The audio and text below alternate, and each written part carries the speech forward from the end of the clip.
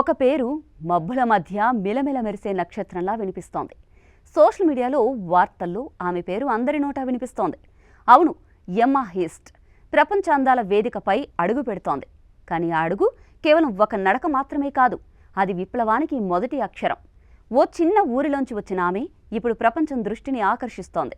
హైదరాబాద్లో జరుగుతున్న miss world 2025 పోటీల్లో సెంటర్ ఆఫ్ అట్రాక్షన్గా నిలుస్తోంది ఎమ్మా హీస్ట్. అసలు పోటీలో పాల్గొనడమే పెద్ద విజయంగా భావించే ఈవెంట్గా మిస్ వరల్డ్ కాంపిటీషన్ను చెప్పొచ్చు.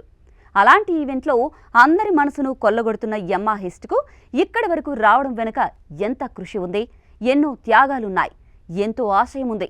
ఇవన్నీ చెబితే మీకు కూడా గుండె కదిలిపోతుంది. ఇంతకీ ఎవరి ఎమ్మా హీస్ట్, ఎక్కడి నుంచి వచ్చారు? ఎమ్మా హీస్ట్ కథ డెన్మార్క్లోని సేబి అనే ఓ ప్రశాంతమైన తీర ప్రాంతంలో మొదలైంది. అక్కడి వీధుల్లో నడిచిన చిన్న పాప నేటి ప్రపంచ వేదికపై నడుస్తోంది. 22 ఏళ్ల ఎమ్మాకు ముందు నుంచి ఎలాంటి మోడలింగ్ అనుభవం లేదు.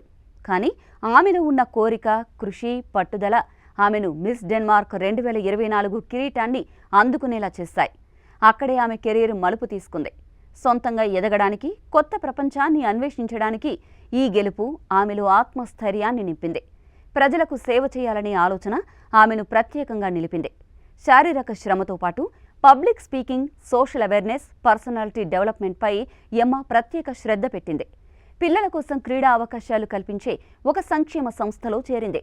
అటు జంతు సంక్షేమం కోసం కూడా ఆమె అనేక సేవా కార్యక్రమాల్లో పాల్గొంది. ఇలా పిల్లల కోసం, జంతు సంరక్షణ కోసం మానవతా విలువలున్న మిస్ వరల్డ్ కంటెస్టెంట్గా నిలిచారు ఎమ్మా. ఇక ఎమ్మాలోని అందం మాత్రమే కాదు, ఆమె ఆలోచనలు, ఆమె పోరాటం, ఆమెలో ఉన్న లక్ష్యం ప్రపంచాన్ని మంచి మార్గంలో నడిపించాలనే తపన ఆమెను ప్రత్యేకంగా నిలిచేలా చేస్తోంది. నిజానికి ఎమ్మా ప్రయాణం అంత ఈజీ కాదు. మొదటిసారి బ్యూటీ కాంపిటీషన్లో అడుగుపెట్టినప్పుడు ఆమెకి అనుభవం లేదు. కానీ ఒక నమ్మకం మాత్రం బలంగా ఉంది. నేను చాలా మందికి స్ఫూర్తిగా మారాలి అనుకుంటున్నా అని ఆమె నిర్ణయించుకుంది. ఆ నమ్మకమే ఆమెను ముందుకు నడిపించింది. ఎన్నోసార్లు వెనక్కు వెళ్లే పరిస్థితులు వచ్చాయి. కానీ ఒక్కసారి కూడా ఆమె వెనకడుగు వేయలేదు. ఆత్మస్థైర్యంతో, సేవా దృక్పథంతో ముందుకు సాగింది. బ్యూటీ విత్ పర్పస్ అనే సిద్ధాంతాన్ని పాటిస్తున్న యువతి ఎమ్మా.